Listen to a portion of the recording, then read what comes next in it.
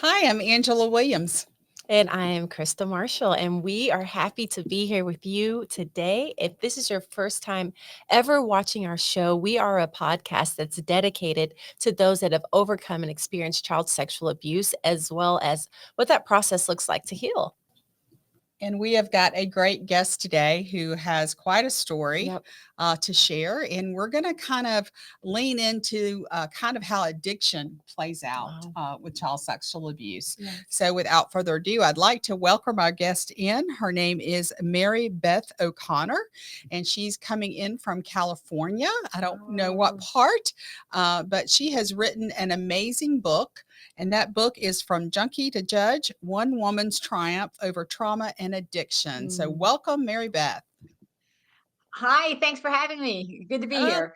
Yes. yeah, it's great to see you today. And what part of California? I forgot to ask you.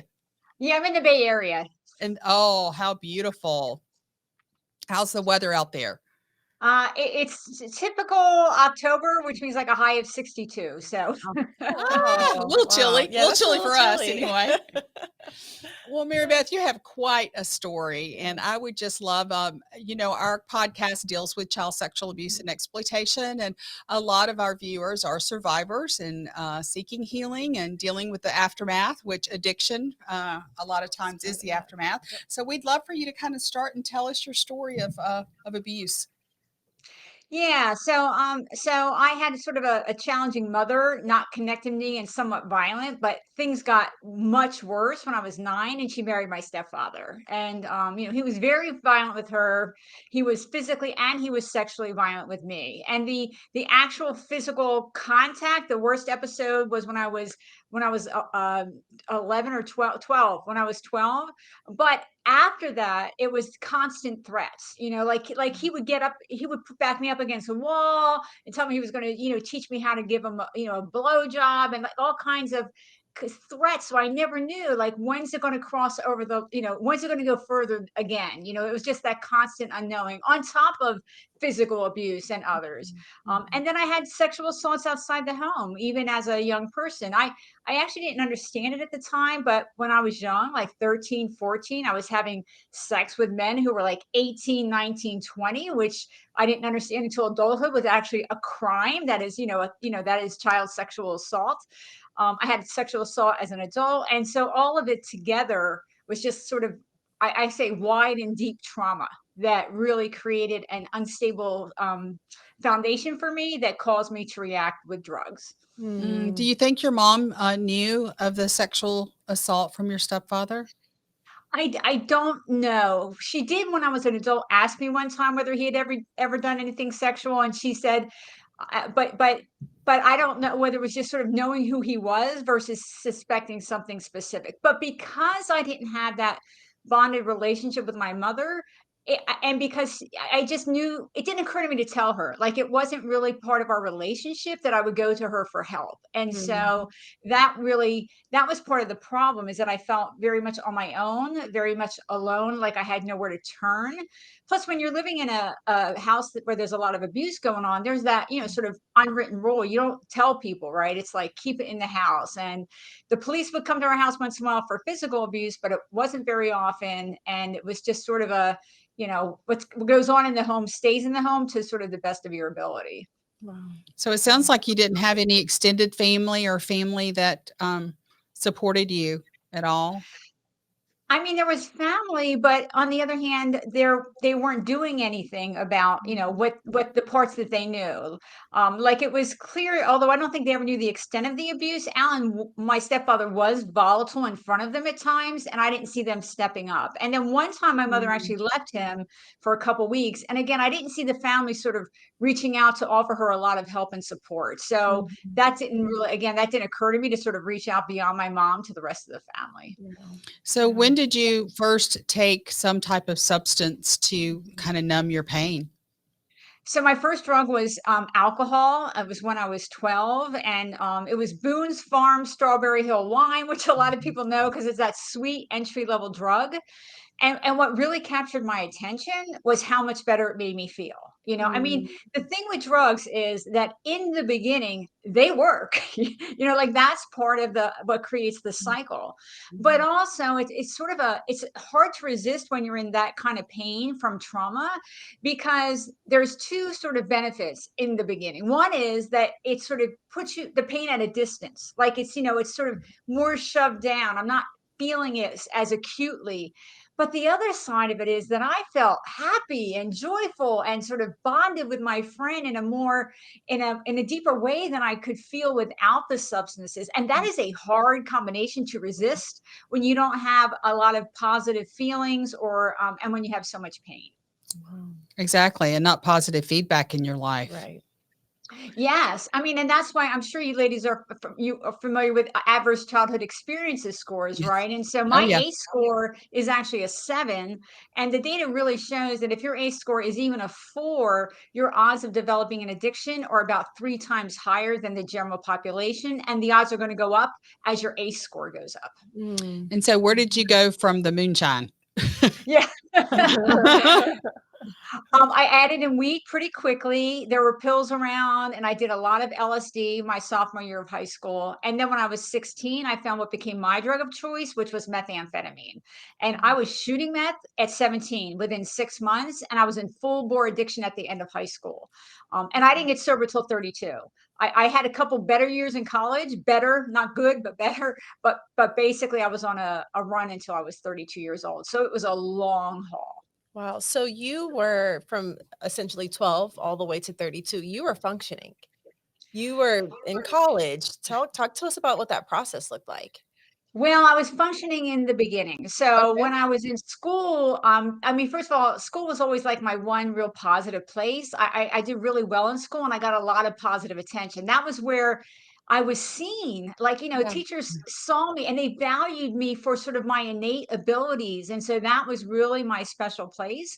And the drugs didn't really start impacting school until my senior year when I was really getting strung out on the methamphetamine. And so Mm. the second half of my senior year of high school, I missed a lot of school. But again, I was an excellent student. I told them I had family problems, which was partially true, and they let me make up the work. And then when I went to college, I did do better the first 3.5 years, but then I had a really horrible, life-threatening sexual assault, 3 men, 6 hours. It was Wait, very bad. wait a minute. Go Yeah. back and tell us that, because that's another thing that opens us up when we've Mhm. been sexually abused as children is assaults into adulthood. Mhm. Like it's Yes. almost like you have something on your forehead that says I'm vulnerable. So tell us about that horrific. That's true, because when I left New Jersey where I grew up to go to college. I graduated from Berkeley. And for me, I Mm. thought, oh, this is my chance, like to break free of all this Yeah. violence. I'm getting out of the house, I'm going to like a top tier college. And when I came, I did give up meth. I didn't use meth very often, although I was still using other drugs to excess. So I just thought this is my chance to break out of this, but it didn't quite happen that way. I had that kidnapping and rape. It wasn't the more common college scenario is that somebody it assaults you, right? That's the more common college scenario. This was strangers, 3 strangers off the street, 6 hours. I mean, I really thought I was going to die. But the one of the interesting things about that was that because of my abuse experience, I actually was able to handle it fairly well. In other words, I didn't scream or get crazy, because nobody was going to hear me, right? I mean, I knew, okay, stay calm. Let's interact with them like this is okay. Let's, have friendly conversations with them. I tried to keep the emotion low because I really worried about that my life was on the line and I didn't want to escalate the emotion. And I really think I had that skill set because of the abuse in my childhood. Wow. Mhm. Thank God you escaped from that. That Mhm. just Yeah. Well, how did sounds you escape from that? yeah. They actually let me go after 6 hours, which was, a real shock. I mean, until I really didn't know until the end. And so I felt like I did everything I could to increase my odds, but that doesn't mean I was confident that I was getting out of this alive. Yes. And the other thing I'll add to that is that in college, I also, after this, had an abusive boyfriend, which is again another common outcome of having Absolutely. child abuse and other abuse in your family. My abusive boyfriend, he was abused child himself. Mhm. right? And so there was sort of that trauma bond, that understanding of our pain and each other. Plus, his abuse to me was not as bad as what I grew up with. So it didn't seem as outrageous to me as it might have seemed to other people. So I had a lot of the common reactions or the common post childhood abuse events that a lot of women struggle with. Well, we Mhm. normalize, we marginalize, Yes. um, we think it's okay Mhm. because it's not that bad, right? Mhm. Yeah, or it's not okay, but it's not so outrageously extreme that, that we're Mhm. necessarily going to walk away. And I can yes, cope with it. I can put up Yeah. with it. I can deal with it Yeah. until you yes. can't. Yes, and in my defense, I did actually leave him after about a year or so. So that was an improvement that I didn't stick with it. Mhm. But and the other thing I'll say is that I also had another common reaction from childhood sexual assault. I wrote a opinion piece about this. It's on my junkietojudge.com website, and that is promiscuity. And I think we sort of a lot of women feel shame around their sexual behaviors, but the truth is that if you have child sexual abuse, your odds of having many multiple sexual partners is much, much Mhm. higher. And Right. I did. And part of it was access to drugs, but another part of it was I just didn't even really understand that I sort of how to like how to value my bodily integrity, that I Mhm. was sort of that saying no or not putting their needs over mine was something that Mhm. I was supposed to be doing. It was just something I didn't have any comprehension of at the time. Right. And I wrote the piece to sort of try to help women move out of the shame because it's Mm, a common response to child sexual assault. absolutely. Mhm. So, tell us what you believe to be the underlying, I guess, causes for addiction or things that, reasons that lead to addiction. Yeah, so the two most common causes by far, I mean, probably about different data, 55 to 70% of the people that have a substance use disorder, that's the modern name for addiction, it's the medical name because it is a mental health disorder. That's what addiction is. 55 to 70% have another co-occurring mental health disorder. In other words, they also have anxiety or depression or ADHD or bipolar that's untreated. And then a large percentage of them have trauma histories, particularly the women. And so those Mhm. are the two most common pathways. They're not the only pathways, but Mhm. you will get probably 75 to 80% of the people that develop an addiction have one or both of those in the background. We numb our Mhm. pain. Mhm. Yes, I've we been numb there. our pain. And I've been there. especially when it starts when you're young. I mean, for Yes. example, one sexual assault as an adult isn't going to have to increase the odds the same way that having something that like that happened to you as a child will Over do, or years. something happened to you repeatedly, or where you're living in a household and you're trapped. And so part Mhm. of it's contextual, and part of it is that, of course, when you're young, your brain is still developing. And when you have Mhm. these trauma experiences, it alters your brain. I mean, the Mhm. good news is recovery will alter your brain in the positive direction, but Right. that's why it has sort of an outsized impact when things happen when you're young. Oh. And also, oftentimes, the perpetrators will use drugs or alcohol to take down the, um, kind of the guard, take the child's guards down and Mhm. make them more susceptible to the abuse, That's true. less That's true. resistant. Yes, you're absolutely right. Mhm. So tell me, what does multiple pathways to healing mean for you? Yeah. So, I mean, there's a couple of different meanings of that. And one is that when I went into rehab for substance treatment, right, That was the they did give meth, me a little. the Yes, for meth. methamphetamine? When I was 32, correct. They gave me a little bit of therapy, but not a lot. But when I got home, I knew that the abuse was underneath my drug use. And Mhm. so I found a therapist who had expertise in trauma and a little bit of addiction knowledge. Because the reality is that if you don't address what's underneath the addiction, your odds of staying sober are going to be a lot lower. Right. Mhm. And too often we give people a 30-day addiction program, which usually isn't long enough anyway, but we don't treat the other issues. And so we're sort of Mhm. setting them up for failure. And so Mhm. part of multiple pathways can be I need to treat not just my substance use disorder, but what's underneath my substance Right. use disorder. Yes. So that's Right. one way of looking at it.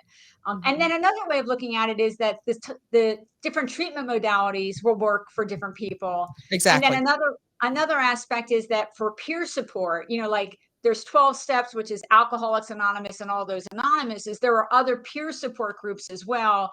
I use what today is Life Ring Secular Recovery. There are women specific groups like She Recovers Foundation, which isn't just for substance recovery, but it's also for trauma recovery, mental health, and others. And so there's all sort of different aspects of what multiple pathways means. Mhm.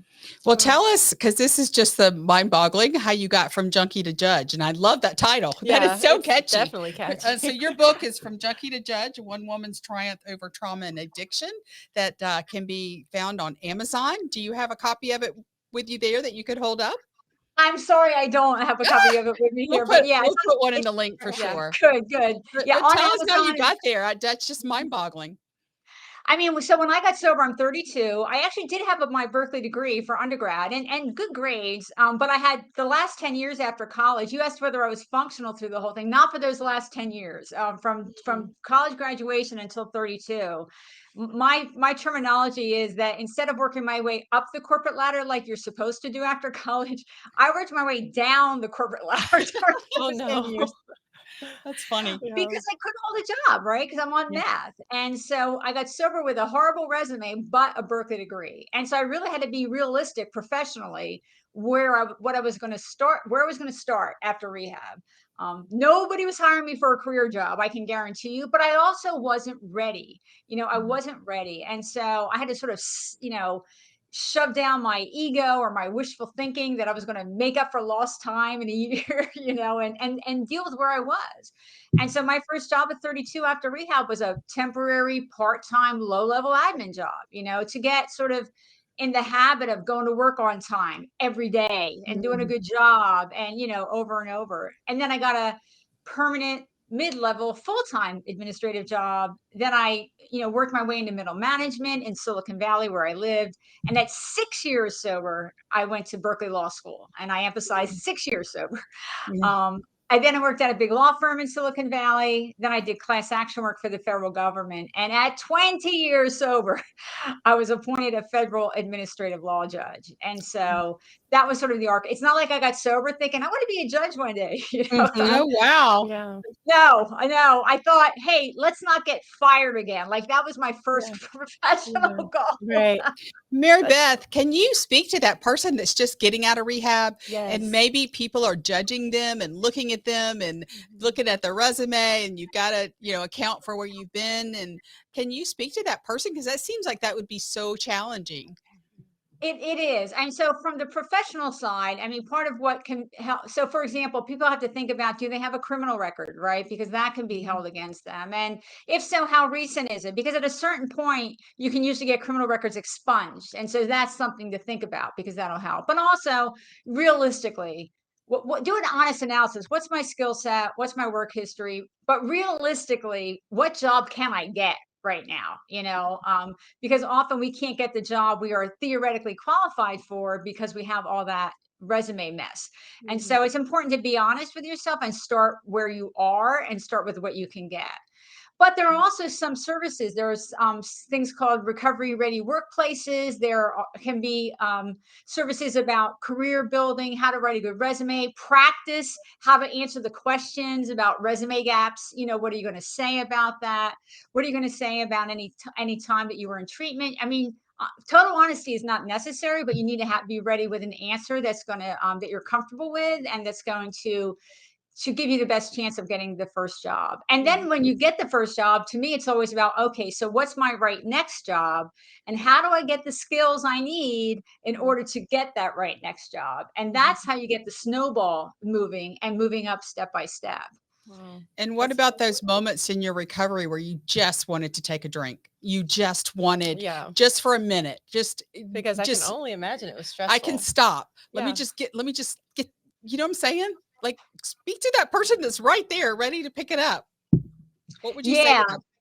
Yeah. And I will say a couple things. Like alcohol wasn't even my favorite drug, but for the first 2 years, I had my husband clear the alcohol out of the house because what I didn't want was an impulse relapse. I wanted to reduce the risk. But part of what you're asking about is building a community of sober people can be a real help, so that you have someone to call if you're having bad cravings. But it is also about addressing what's underneath the drug use, so that you will have other tools to deal with it. And I will say a reassurance: recovery, sobriety gets easier with time, right? And so, like, I have 31 years of sobriety. Let me just say that going from year 30 to 31 is not the hard part. Okay. Like, Yeah. that's Right. not hard. It's the first usually 18 to 36 months that Wow. people really need to sort of be hyper focused on their sobriety, building a strong platform, addressing whatever else is going on, building a community, and dealing with things. So I say that as a light at the end of the tunnel. People typically do not struggle every day for the rest of their lives. It's the beginning where you really have to prioritize and do everything that you need to do in order to stay sober and start building that sort of sobriety and recovery. Recovery is bigger than sober, right? Recovery platform. Yeah. Wow. That's amazing. So I have a couple of questions, Mhm. but one of my questions that I have for you is why did you keep going? So let's say that 18 to 36 months, how did you get and why did you get to year 32? Yeah. So I mean, f- first of all, I'll say this: when I went into rehab, um, I did not actually believe I could get sober. And it wasn't that I Mm, wanted to keep using. It was that I thought my pain was so bad, it wasn't an mhm, option. And so one of the mhm. things I emphasize with people who are thinking about is don't wait until you're absolutely sure that you can do it, because you're probably not going to get to that point until you're in the process.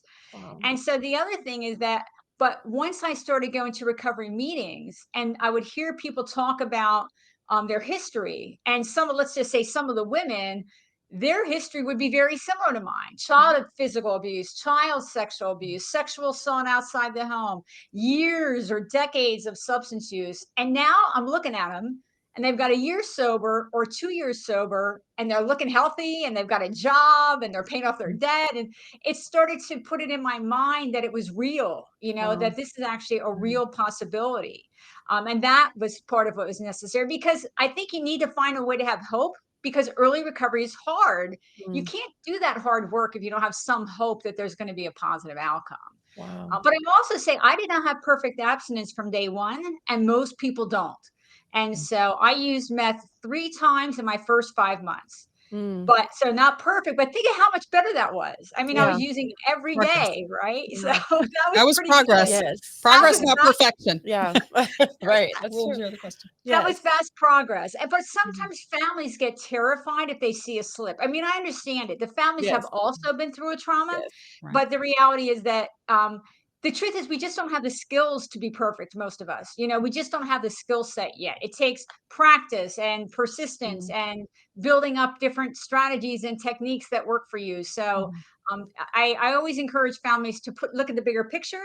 Right. Like, is the overall arc going up? Are they using less often or using for fewer days? Is the relapse 2 days versus 2 months? That matters, all those kind of things. Wow. So I Wow. try to share my story as sort of an encouragement. Also, that I didn't get sober till 32. I mean, I Mhm. wasn't young, and Mhm. yet could build a happy and robust life. Yeah. Wow. Well, thank you for sharing that and kind of explaining that. The second question I had for you has to do with the sexual abuse that you've endured through multitude of years. Where did you put that in your brain? How did you overcome that? Did you see justice? Those are just some of the questions that I have for that. Yeah, so I never did any reporting to the police. In fact, in that sexual assault, the 6 hour one, I didn't even have a license plate, so I had no confidence that anybody was getting caught. But Mm, I will say, so I did, when I got home from rehab, I did individual therapy with that trauma specialist that I mentioned. But after 3 years, she put me in group therapy with women with trauma histories. And that was a whole nother level of recovery for me, mm, because those women were further along in the process than I was. And they were sort of connecting their current behaviors and reactions back to the abuse in ways that I hadn't yet connected. And when I understood it, because I thought it was just me, like I'm just, crazy and these mm, things that I do, right? And when I understood, actually, no, these are actually trauma responses. This is not an uncommon trauma response. That mhm, knowledge helped me sort of put it in the right box and begin to tackle it more effectively, if that makes sense. And so that was being in that group of women with a similar history, trauma-wise, was really critical to my healing. Wow. Wow. So how can family and friends support a loved one that is struggling with addiction, with substance abuse? Yeah, so that old, tough love idea, or those interventions you see on TV where you're going to have a meeting and you're going to demand that they go to the treatment program you picked for them Yeah. today, right? Okay. There's not good data on that. I mean, they work for some people. Everything works for some people, but they don't work for very many people, that approach. And so today, the evidence-based approach is called CRAFT, Community Reinforcement and Family Training. And for friends and family, I recommend the book Beyond Addiction, which is on Amazon. It is based on CRAFT techniques, and it is an excellent book. So, for example, that book talks about what addiction is, also why it's hard to stop, that you need the sort of habit formation process. Like, it gives the example, have you ever tried to diet? Were you able to be perfect on your diet from day one? Probably not. So it's part of that natural process, but it also explains sort of what the family can and can't do. So for example, on rehab, maybe if the person isn't capable of doing the research for options, maybe the family member could legitimately do that for them, but you have to present it as options. Here's a couple programs I found. Do any of these interest you? What do you think is the right next step? But also having conversations that are not filled with high emotion, right? Like, what are the drugs really doing for you? What is the reason underneath it? And just have those kind of conversations, but also about self-care for the friends and family, because it's very stressful for them too. And so CRAFT is the name of the new approach, and the book that I recommend is called Beyond Addiction. Wow. That is awesome. Yeah, thank you for that. Mary Beth, you have just been a wealth of knowledge, and I love your joy and your laughter and your smile. And I know that for our viewers listening, you're going to give them so much hope that there's light at the end of the tunnel and through the darkness and the struggles. We always end our podcast with a voice of inspiration. So could you just speak to our viewers, maybe someone that is just the meth addiction, I think, is one of the worst, because I've dealt with friends and family that have gone through a meth addiction, and it just steals your mind, your body, your spirit, your health. So can you speak to our audience and just give them some encouragement in your voice of inspiration? Well, I will share first two data points that I think are under publicized, because we hear all these stories about only 10% of people get recovery or whatever, and that isn't true. That's about each effort in their lifetime. 75% of the people who have a substance use disorder at one point will recover, so that they no longer meet that criteria. The other positive data point is that at 5 years of continuous sobriety, 85% of us will never relapse again.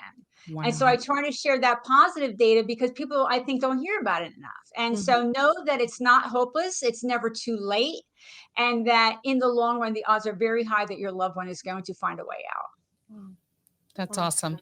Well, thank you for being with us. If you guys want to get Mary Beth O'Connor's book, it is just an amazing title. It's From Junkie to Judge, One Woman's Triumph Over Trauma and Addiction. And we just thank you for the courage to tell your story in hopes of helping someone else. Thank you. Thank you. And please, if you're interested in these topics, take a look at my website, and it has my social media links, because I only share about substance use, trauma, mental health, and recovery on my social media, and that's it. But I try to share useful strategies and techniques, but also the new studies that come out and other things that I hope will be helpful. And can you recount those sites for us? Go ahead again. So my website is junkie2judge.com. My I'm at Mary Beth O _. I'm on LinkedIn, and Blue Sky is Mary Beth O'Connor. Okay, great. And we'll put those links in our podcast below. Thank you so much for being with us today, Mary Beth. Thank you so much. Appreciate you. So enjoyed it. All right. Thank you. Thanks for having me. Thanks. So, wow, we have really dove deep into the subject of addiction today. And I think that's a really valuable conversation to have for sure. For survivors who are struggling, and for family members, because it's hard to support someone that's in that place of addiction. I feel like that should be a part 2, and kind of going deeper a little bit. So maybe we can talk about that, having some more about sexual or drug addiction. So Yeah. that would be great. Well, thank you all so much for being here with us today. We really enjoyed the episode here from Junkie to Judge. We want to thank every single sponsor that we have. We want to thank Mesmerize Media. We want to thank you all as well for supporting our podcast and our efforts to make sure that we're getting the word across for those that have gone through sexual abuse, that there is healing and there's a whole other side of life past the abuse. And there's hope. And we just thank you so much for tuning in. I'm Angie Williams. And I'm Krista Marshall. Thank you. Till next time. See ya.